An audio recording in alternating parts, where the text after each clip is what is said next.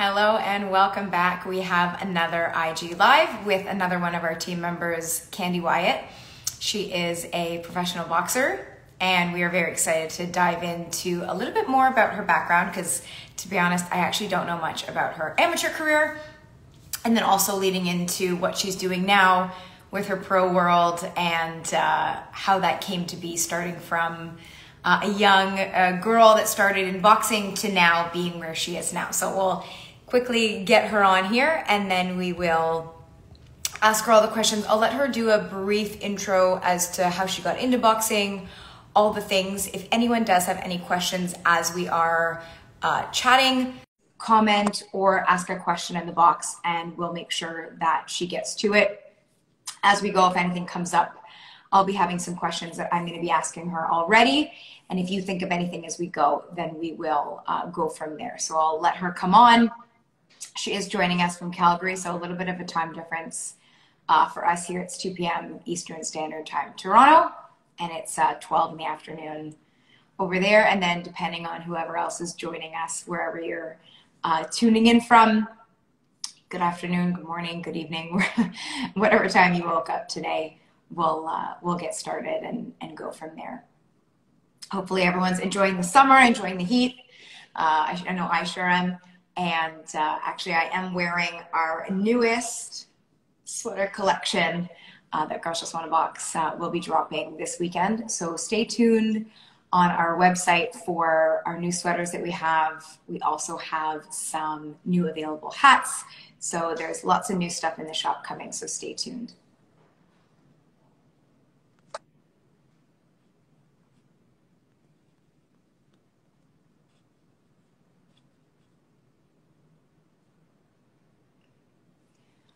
All right, we're just getting her to sign in and then we'll get started. If anyone wants to let us know where you're tuning in from, that would be great. We'll want to see if there's anyone that's local here, local to Calgary, and or anywhere else in the world. So in the comments, just let us know where you're tuning in from, and it'd be interesting to see where everyone is right now. All the way from Texas. Awesome. Welcome, welcome. I have never been to Texas, but hopefully one day Girls Just Want a Box will pop up everywhere and we'll be able to do some small training camps in different places that we can visit. And I know we do have a few people that follow us in our community that are from Texas, so it'd be nice to get out there and actually meet people in person and connect in that way.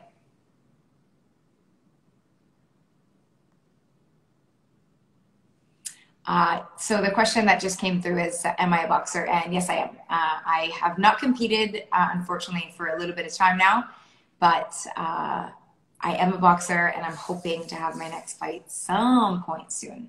So we will see when that happens. All right, here she is.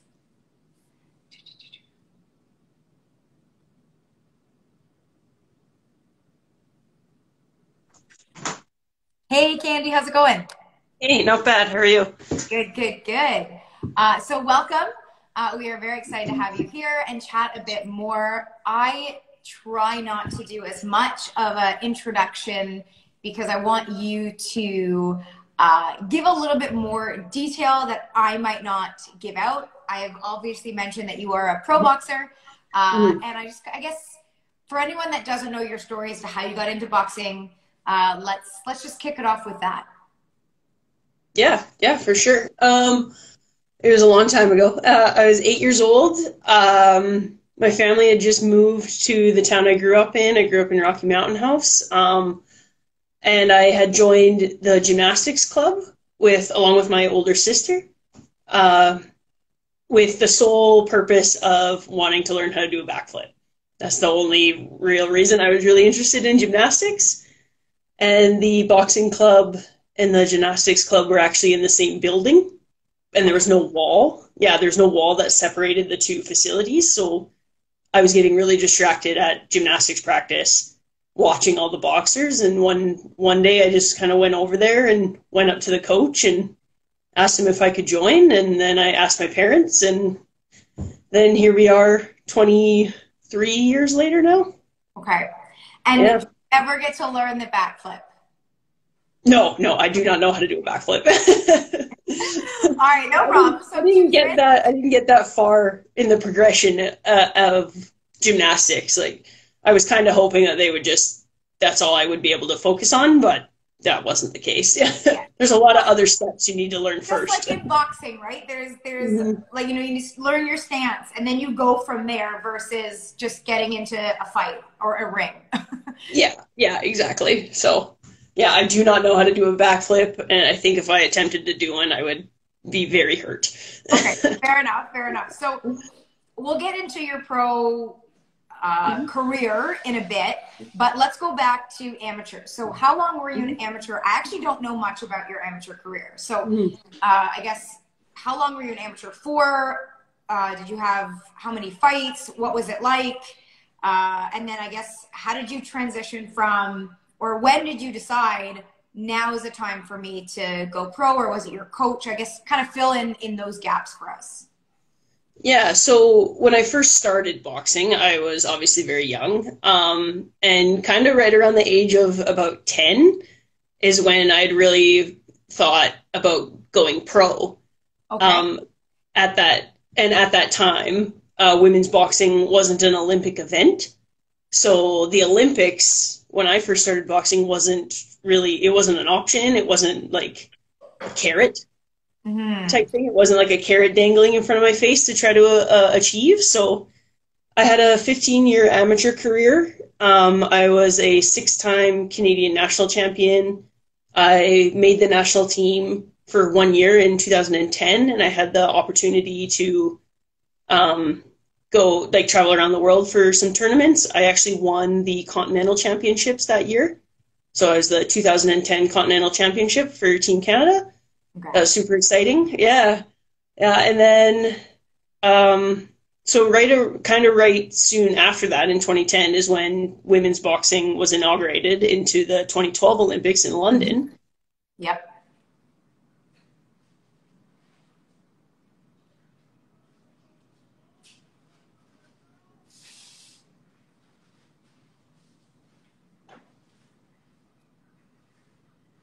We lost you there for just a second. So if you can hear us, pause on where you just were. Because in 2010, women's boxing was just actually put into the London Olympics for 2012. So stay tuned on that. We're just going to hopefully get her Wi-Fi back or my Wi-Fi back. And hopefully she'll join us in a second. So it actually is crazy to think how far women's boxing has come, because I know for any kind of young girls now, it's in the Olympics. So it's not even a worry of what do I do in my amateur career. It's, if you want to go that route, it is to the Olympics. Whereas, years ago with Kandi and lots of other women that are in the sport didn't have those opportunities and those goals to look forward to. So we are really honored that it's finally made that leap. And then of course, as I'm sure most of you are watching online now with the pro boxing world, I was just saying that it's crazy to think that the London Olympics was won the first year, and that now young girls think that it was kind of always there. It doesn't seem, it hasn't really been that long. No, right? Yeah, it's crazy how now someone that's 8 years old can be okay, I want to go to the Olympics. Whereas for you, that wasn't an option. So it's just very interesting how, again, times have changed, and that goals that were unachievable at one point just due to circumstances are now an option. Yeah, now achievable for the youth of the sport that are coming up. So, I mean, I know when I first started, the Olympics it wasn't an option for me, but I'm not upset that it's now an opportunity for the younger generation coming up behind me, because that's the whole point of why we participate in sports, right? It's progression. It takes a long time, but it's worth it when you finally get to where you want to be. So now all the other for you, like anything else, your direction could have gone so different. right? You might not have turned pro, right? You could have, but again, you would have turned pro later, and you wouldn't have had the same opportunities that you've had now. So it's very interesting how like life works out in that way, and you were given a different opportunity, a different kind of path, and here you are on that. Yeah, exactly. Like my path started a certain way, and then suddenly just kind of some more forks in the road appeared as the years went on. So when I took one road, then you just go on, you're on a different path, right? And then, but it all circled back to me turning pro, which when I was 10 years old, that was when I really like became interested in and like really decided that that was something that I wanted to do when I grew up. So when you made that pro debut, was you say 8 or 10 years old? I was 10 years old when I knew I could turn pro and like knew that I wanted to turn pro. Was your 10-year-old like child in you just like bursting with joy? Yeah. In my pro debut, like I was sitting in the dressing room, and actually, Jelena Mrjenovic, I debuted, like she was the headliner on the card that I debuted. Wow. Yeah, that's awesome. We were both living in Edmonton and training out of the same gym, so I've spent quite a bit of time with Jelena Mrjenovic, and she was like a huge role model for me as I was just starting my pro career, and like she is still somebody I look up to this day. But I remember like going through the fight, and it was just like a blur. It happened so fast, and then after the fight, I think I was like waiting to just get checked over by the doctor, and Jelena walks by to go to her fight. Like they're starting to announce her, and she walks by me, and she's just like, "How fun was that?" And I just like split, grinning, smiling ear to ear. Like I couldn't even describe how much fun it was. That's amazing. It's nice to have, I think it's just nice to have someone there, right? Like, and especially someone that's a mentor and that you respect in the sport, to have that there is amazing. Yeah, it was a friendly face, right? So I was in a situation that I'd never been in before. Whereas like I'm in the dressing room, I have people from the commission that have to watch me have my hand wraps, and then I'm in a room with a whole bunch of all the other fighters that we're all doing our own thing to get prepped for our fights. And then to have Jelena, a friendly face and like a training partner and a sparring partner, be in the same room with me at the same time, that relieved a lot of nerves for me. And I was gonna say, so obviously, you've had quite the amateur career. Do you think that transitioned you well into the pro world, even though they are very different styles? Yeah, absolutely. Like the 15-year amateur career I had, like really developing like a style, amateur style. It's a little bit different in the pros for sure, but it's all about fundamentals, right? Like fundamentals in the pro are just as important as they are in the amateurs. So having that 15-year career to really solidify those fundamentals, but even still continue to work on them and trying to perfect them as much as possible. Yeah. So yeah, like there's no perfect in boxing, but it's right. It's achieving that perfect, and then as getting close to it as you can. Yeah, exactly. Yeah. And so it's Kandi Krush. Where did that come from? Did someone call that out to you? Was that like a name you've had growing up? No, I had a different nickname when I debuted. So I lived in Edmonton for 5 years, and that's where my professional career started. My first fight was on a KO boxing card. Like Jelena was the main event. And my coach at the time was like, the gym I was training at was kind of like like a stereotypical, like a movie boxing gym, right? Like we were in a basement. It was kind of grungy, like dirty. And we always had gangster rap blaring over the speakers. And I mean, I love rap music. Like 90s hip hop, 90s rap was an incredible era for music. But my first love when it comes to music is country music. Amazing. So my coach at the time nicknamed me Country Kandi Wyatt, because I was the only one in the gym that liked country music. My walkout songs are typically country songs. So I was Country Kandi Wyatt for however many years. And then actually when I moved down to Calgary, my strength and conditioning coach and I were just like chatting, and he had mentioned the game Kandi Krush. And then it was him that had suggested, he's like, you should just change your nickname to Kandi Krush because so many people already know the game. Mm-hmm. So it could just be like, not necessarily word association, but if people are thinking about Kandi Krush the game, maybe I could get to a point where people are starting to think about like Kandi Krush the boxer. So really it was for marketing. Okay. You know what? Whatever works. Whatever works. But it is interesting because it's your identity. It's who you are. So you have to resonate with it as well too. Mm-hmm.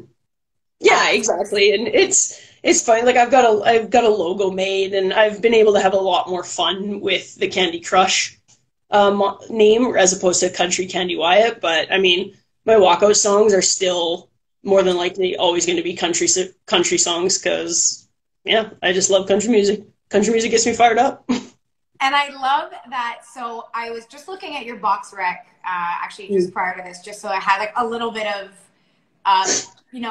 instant knowledge. And you had most of your earlier pro fights in Canada, like in your home province, I should say, because some were Calgary, some were Edmonton. When you had your first fight outside of that, how was that different? Like, one, maybe time difference, because you had one in Greece, I saw. Yeah, my first, that was my first world title fight, yeah. Different culture, different style, also different atmosphere in terms of like, typically if you're in your hometown or home province, you have a majority of your fans there versus a majority of their fans there. So I guess, how was that different? Did you have to adapt in any way? Did it change at all? Or was it was like, I'm in the zone, it doesn't really matter, I get into the ring and I do my thing? There's definitely some differences. Like in Greece in particular, as far as like the time change and food and everything like that, it didn't really have an effect. There's things you can do at home before you leave to help you prepare for a time change that I was just able to do. And then having the team that I have around me, like having my cornermen around me who had traveled internationally before for both with amateur fighters and professional fighters. I had basically an unlimited tap of knowledge and advice that I could get from them if I had any questions about anything. I would say the biggest difference that I noticed with traveling internationally, and even just making like the WBO fight in Greece, it was streamed online, right? So it was like the timing of it. They were like, you're walking out at 8:00 sharp. And I don't know if this happens to anybody else in boxing, but usually in boxing, if they're like 8:00 sharp, it doesn't actually mean 8:00 sharp. But that was, I noticed in Greece, they were like, oh no, like it's for the street, it's for the TV part of it. Like you're walking out at 8:00. And when I was in Vegas in December with Matchroom, same deal, like very tight run ship. They had times for everything. So it's just like, I got a sheet of paper that was like, you're walking out at 6:36. So I knew that when I walked into my dressing room at 5 p.m. that I had an hour and 36 minutes to get warmed up and get prepared. So that was really the biggest difference that I noticed. You as a boxer, we learn to just kind of go with the flow and learn that there's going to be various things that happen. Your fight can happen sooner. Your fight can happen later. There's so many things that it's interesting because whenever there's a local show, it says like, it starts at 7. We're like, okay, so it's probably starting around like 7:30. Yeah, exactly. Like hurry up and wait was something that I learned very early on in boxing. It's just like, other than weigh-ins were always pretty tight. Like weigh-ins started at 8 and they tried real hard to get those to start on time just because everybody was hungry in the morning type thing, try to get everybody weighed in as fast as possible. But yeah, everything else, it's like, says it starts at 1, you're going to be this fight. It might be an hour later. It might be 2 hours later. So you just kind of got to be ready all the time. Fair. But yeah, it's kind of when you have that very specific time when you're like, you need to be ready by this time. I wasn't used to that. So I was like, oh, this is actually a thing. Yeah. The punctuality of boxing is usually not that accurate. So No. it's I guess it's good in a way, but also just very unusual for and what you're used to. So very Yeah. interesting. I feel like I may already know the answer to this question, but who or where has your toughest opponent been Yeah, Jessica McCaskill in Vegas, 100%. Vegas was a whirlwind. Like I am very happy. I'm stoked and totally excited about that opportunity. Not super pumped with my performance of the fight and how it ended. That does not take anything away from Jessica McCaskill's ability. She hits like a train, and she's also very hard to hit herself. So like that's a pretty deadly combination as a boxer. So she's definitely been my toughest opponent, and just that was like the biggest stage I've ever performed on as well as a fighter. So yeah, it was bright lights at Big City. It was rad. You were in the mecca of boxing, right? And yeah. So in that instance, did that, I guess, mentally affect you at all? Or was it more the time frame that you had? Because I know you weren't given a lot of notice. Yeah. I took the fight on a week's notice. But like, it really comes down to like I didn't have to say yes. I wanted to say yes. Like I knew. I was like, okay, I got a week's notice. Like, you got to get ready. So, I think that's my responsibility as a fighter. I could have said no. That's not enough time. We'll revisit it down the road. And then it took a toll on me, but it took a toll on me like probably 15 seconds before the opening bell rang. Okay. So just the worst possible time for all of that to come crashing down on me. So like the short of it is that I choked in Vegas. Like I said, I'm not super impressed about it, but now I'm just able to move forward. And it doesn't take anything away from Jessica either. Like me choking was not the sole reason she beat me in Vegas. Like Jessica McCaskill is a fantastic boxer. She won that fight.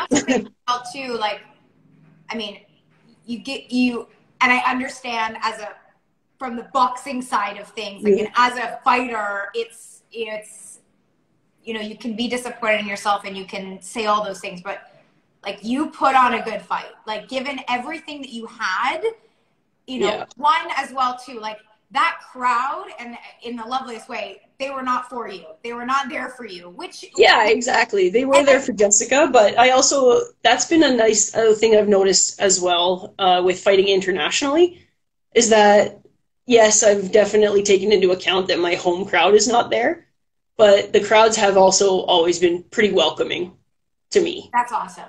Yeah. Complaining about obviously enjoy and want to see their fighters perform optimally, and I understand that, just like as if they came here, right? We would do the same as Canadians. So I understand that from the fan perspective, but it's also one of those things. I think it's good for you to take that fight, one, because you only learn from it, right? Like, I'm sure you've taken away so many things. I know we've spoken kind of off camera, and I don't know, I'm not going to say this, but I know you were talking a bit more about your mental game and how that, can really change a fight. Oh, absolutely. Yeah, like I said, in Vegas, I choked at the worst possible time, but I don't want people to think that I'm using that as an excuse. It's just what happened. So at the end of the night, like I said, I was very disappointed in myself with how I performed in Vegas. I did kind of feel like I let a lot of people down as well as myself. And it took me a few months to even watch the replay on DAZN. It really took me a long time to even watch it. And then when I finally watched it, I was like, oh, I'm actually being quite hard on myself. Like I'm being my own worst critic. So I was like, oh, like it doesn't look as bad. It definitely didn't look as bad as I thought it was actually going. You are like, we watched it. We had a watch party here, and I remember we were so impressed because if we're being honest, I actually hadn't seen you fight before. And so that was right. my first appearance of you. And, you know, yes, Jessica is a great fighter, but you took those punches. Like you took them and you kept going. Like you wouldn't stop, which, you know, is one of the traits of a fighter, is that you didn't give up. You kept pushing forward, you know, and that is, like anything else, you learn from every sparring thing you have, every session with your coach. You know, sometimes you might learn more than one thing, but you're always learning and developing and growing. Yeah, exactly. Like you learn from wins, but you learn from losses too. So what I really took away from Vegas is that my mental game needs to get a little bit stronger. So I started strengthening it. I started working on my mental game. Like I'm going to counseling, getting it all worked out type thing. So now I just have a counselor as part of my team. So and how do you feel about that now? If you and maybe you can say this as well too. Any upcoming fights that we should know about? No, I don't have anything on the books right now. I'm hoping to try to get something set up for like November, December-ish. Okay. Yeah. But as soon as I know, you guys will know. Perfect. And then, so on that, I guess you are going to counseling. How are you feeling about that? You know, are you already feeling a difference, like in your training, in your sparring with your coach, things like that? Yeah, absolutely. Even after the first session, I told the person that I'm working with, I said, I feel physically lighter. Wow. And they smiled and they said, good, like, I'm really happy to hear that. And then just every session I've gone to so far, I still just have that feeling.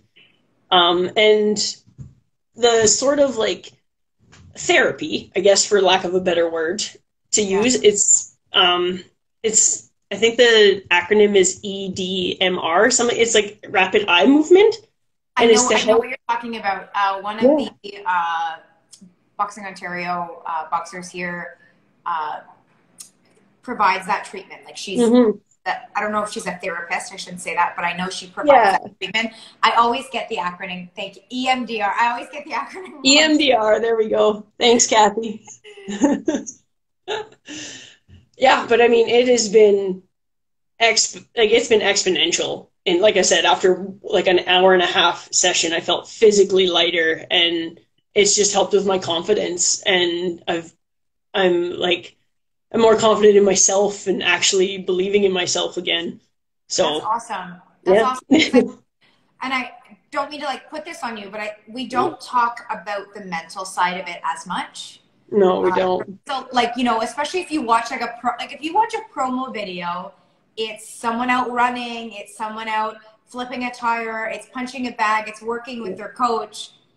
I don't think I've ever seen anything on what are they doing to strengthen their mind and strengthening that. And so it's a market that's a little bit more untapped, and I think that it needs to be a little bit more open and out there and talked about, because it is something that affects your game.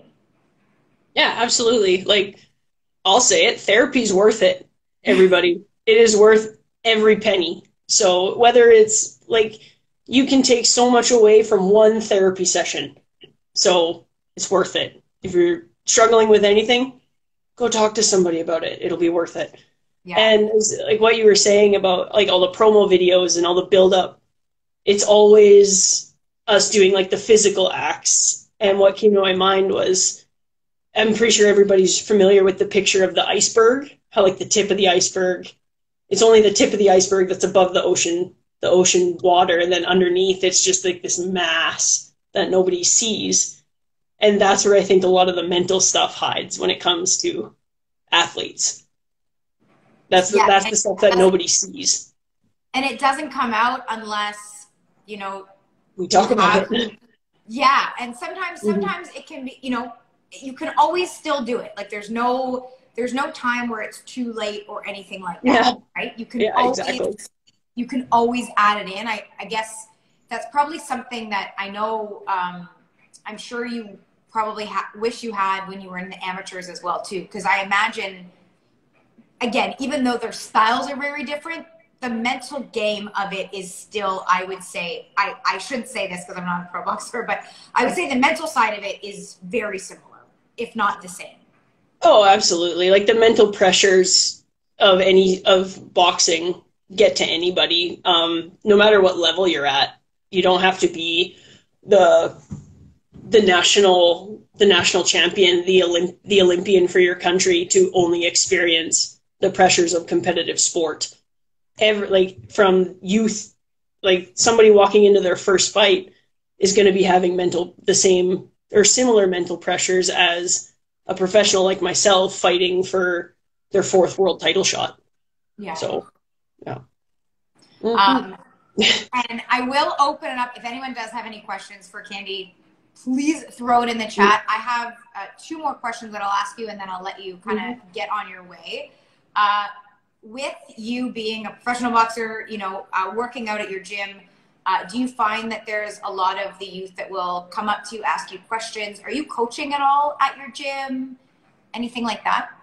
I'm not coaching yet. I'm starting to take the steps to become a coach. I just took like my level 1 certification, which was a really good refresher actually. Because like, I know how to do all like the boxing things, but for me, what I really struggle with is when I know how to do something, I struggle with articulating how to do it to somebody that doesn't. So when a little kid comes up to me and they're just like, "Can you help me with my jab?" Before I took this level 1 course, I was just like, I don't know, man. You just do it. Like you just feel it. But I'll show you, and then just replicate that. Yeah, just copy me. Like that's how, when I first started boxing, my coach obviously would instruct me, give me the actual instruction, the basic steps. But that was his next go-to. He's just like, this is what you need. This is how your feet need to be. This is where your hands need to be. And now just watch all your teammates that have already been doing it for 5 years, type thing. So that was kind of my learning style. Like being given short instruction and then watching. So now that when somebody's just like, now I'm the person being watched, which is pretty cool. I was going to say, it's nice because I know this is not, the gym that you're currently at is not where you started because you're in a different city, correct? Yes. Yeah. So the majority of my amateur career was out of the Rocky Titans Boxing Club and the Rimby Boxing Club, between the 15 years between those 2 clubs. Then I was in Edmonton for 5.5 years, and I trained out of Avenue and the Beverly Bronx Boxing Club. And then 6.5 years ago, when I moved to Calgary, I've been with Calgary Boxing Club ever since. Have you gone back to any of the old stomping grounds? Not really, actually. So Rocky and Rimby are now no more, unfortunately. Both clubs folded. Quite a while ago, actually. And then usually when I make my way up to Edmonton, it's usually just too quick of a trip. It'll be like a day or 2 thing where I'm busy doing something else, so I don't have a chance to. But I know if I walked into Avenue, there'd be a ton of familiar faces that I could see, and it would be great to see everybody again. And I know they'd be welcoming for me to do some rounds. Yeah, that'd be awesome. No, I think it'd be interesting again to just kind of go back to that world, right? Because that was a different time, and it'd be kind of a little bit nostalgic. Oh, absolutely. My coach, that was my amateur coach for 10 years, he still lives in that Rimby Rocky area. So whenever him and I still keep in touch a lot. So anytime I go to see him, I have to do the lap around Rimby. And our Rimby Boxing Club, we rented a space in the community center. So twice a week for 2 hours, that's when we got to train at in that space. So our ring was 4 metal posts with the yellow nylon rope looped through that we had to set up and take down every night. Our equipment box was locked in a closet. The community center was they allowed us to, I don't know if we rented it or whatever, but every night we had to pull out our equipment and then put it all back. So anytime I go back to Rimby, it's nice to just kind of like wander through the halls of the community center and be like, yeah, like we would run these stairs. There was a gym in the basement that they would, that we rented as well. So that we would run laps and played like thousands of games of British Bulldog. That was like our typical warm up. Yeah. It's nice to go back and have those memories. Oh, absolutely. Yeah. Probably some of the things you don't want to remember or want to kind of forget about, but sometimes, but can't all be good, right? Fair. We do have one question that came in, which was about how important is it to train and get used to a female groin guard, and then do you have any suggestions on that? Oh, that is a great question because I actually don't wear one when I spar. Okay. Yeah, and I usually just put one on when I fight. So does that feel strange then because it's something that you're not used to, or I guess you're used to it because you do it once every so often? I think that's what it is. Yeah. So I don't train with it, so it's not something that's like become like a natural feeling. But because I know that I'm going to be wearing one for my fights, it's just part of the uniform, right? But I can suggest that try to find a female groin guard that's like flat in the front, and then like wear it when you first get it, just to kind of get used to that feeling. And then if you don't want to train with it, that's fine, but just put it on every couple of weeks or a couple times a month, just so that that feeling kind of stays familiar, and make sure it fits over top of your fight shorts. Because that's not fun when your shorts are too small and you're trying to like reef it over this groin guard, because it'll add an inch or two. What I was going to say, like one thing that I'm sure, you've heard this and you would say it as well, is like, you never want anything new in the ring or on a fight. Like whether that's your boots, whether that's your top, your bottoms, like you almost want to at least, I know we've said like wear it around the house if you even need to, like whatever it is, just to get comfortable wearing whatever you're going to be wearing, nothing new at any point in time. So, I mean, the more you can wear it, the better, just because you get more used to it. I'm not sure how local you are, but there is a local company in Toronto. It's called the Venus Belt, VEN Belt. And it's, they can be custom made, but they are made for a female's body type and structure. And so if you want to have a look at them, I believe they're on Instagram. Yeah, I'll have to check that out. Check it out. So they've just popped up within the last month or so. We had a quick little fitting here, at least a month ago. So I don't remember now, but it's one of those things that if you're not used to it, like even like train with it on like a bag for like a class. Yeah, right. Like you don't have to spar with it, but just put it on when you first get it. Make sure it feels good, because then that first wear, if it doesn't feel good on the first wear, it's probably not going to feel good on the next ones. So just make sure it's comfortable first off, and then wear it a couple times. But yeah, as far as like, I never spar with one. And is that just because you were never told to wear one? Because out of curiosity, like, it is very important for us ladies to protect all of our areas. Right. So I would highly recommend it. I understand you don't, and that's your choice. Was it just something that maybe because you were working with a male coach, they were just kind of like, you don't need one, or? Yeah, or like access to one too. I don't really remember, like all the groin guards when I was growing up were always for boys or men. My coach, he put a bigger focus on the chest protector than the groin guard for me. So maybe that has something to do with it as well. So I always have a chest protector. Fair. Type thing. No, so it's interesting. And again, that access to one is a huge thing. So it's nice to see that there are more brands. I don't want to speak too soon, but we are hopefully going to be working with the Venus Belt to create our own as well. So because it is important to have it, and really, like you said earlier, it's about that comfort. Like I know when I put that one on, I was like, okay, this actually isn't because my one is like up to here. Oh, okay. It's like a full diaper, and it's just a huge. lot. Like, what is this? It's like a body cast. Like when people break their pelvis. Like my torso is a little bit smaller, but my legs are longer. It's just it didn't work. Yeah. I wore it because I was like, I need to, but it was very uncomfortable. And, you know, you need to be comfortable. The training and that is meant to be uncomfortable in a way. The comfort zone, not the actual uniform or equipment that you're wearing. Yeah, so. Right. Like, and even like, you need to be used to wearing one because you might go somewhere that it's a requirement.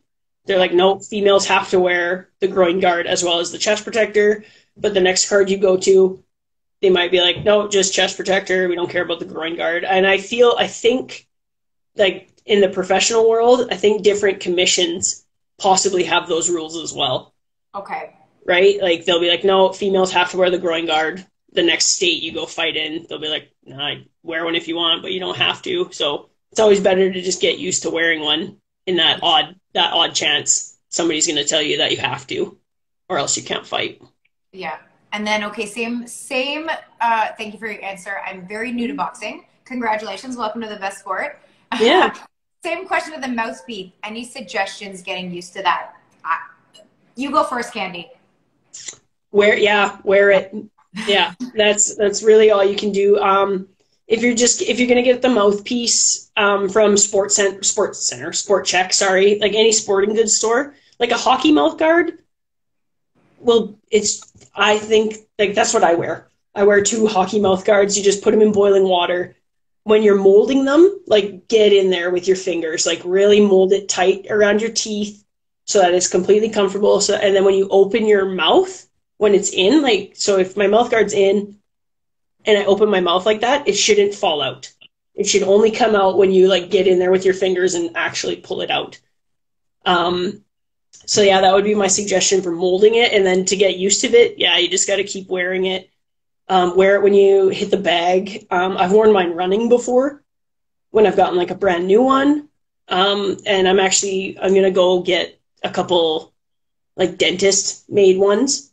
So then when I get those, I'll probably wear them running a couple times. And that was going to be my suggestion. If you can, again, they're a little bit more expensive, but if you can get one from the dentist, they do a great job of making sure that it's super fitted so that you don't have that worry of it falling out. Because unfortunately with like the ones you do at home, you almost get like one chance, right? Like you get that one chance to like mold it in. And then if you take it off and it's not right, it'll fall out. And again, that can get like aggressive and annoying.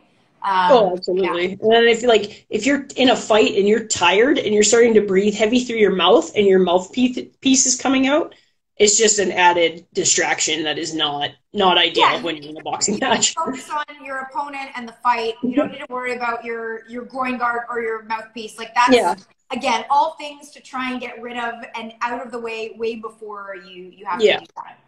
Exactly. I'm trying to think of other like equipment suggestions I can think of, but the last kind of 2, I guess, questions, comments I'm going to ask you is 1, what would you give as best advice for an amateur boxer that is maybe starting or in their career?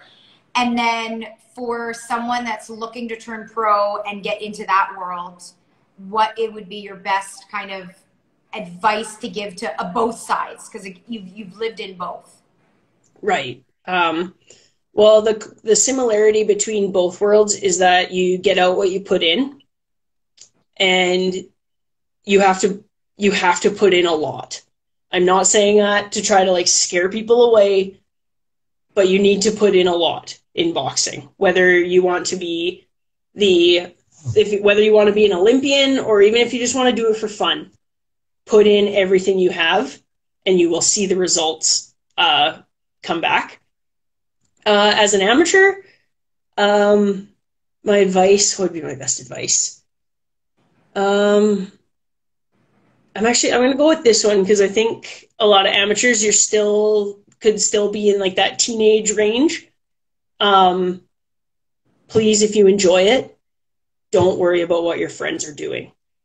Just put in your work, go to your tournaments, and the friends that support you the most won't give you any flack about it. Because I remember growing up, every now and then I would get some flack from my friends about never having time to hang out with them or anything like that.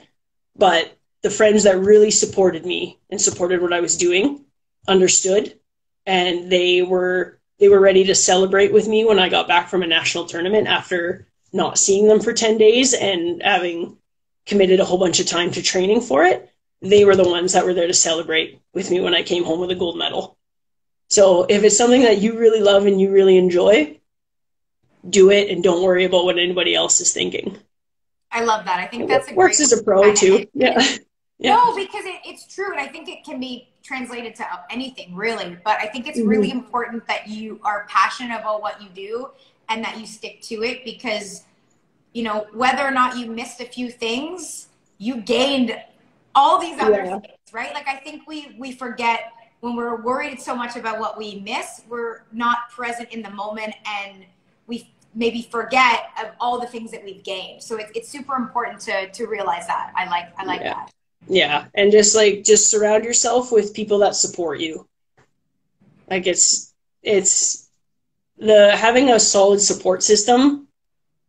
Like I'm like trying to like quantify it, how important it is. Cause I have always had a pretty solid support system with my family and with my friends. And the boxing community itself. It's always been a really solid support system for me. So surround yourself with people that support your dream and like go for broke. Yeah.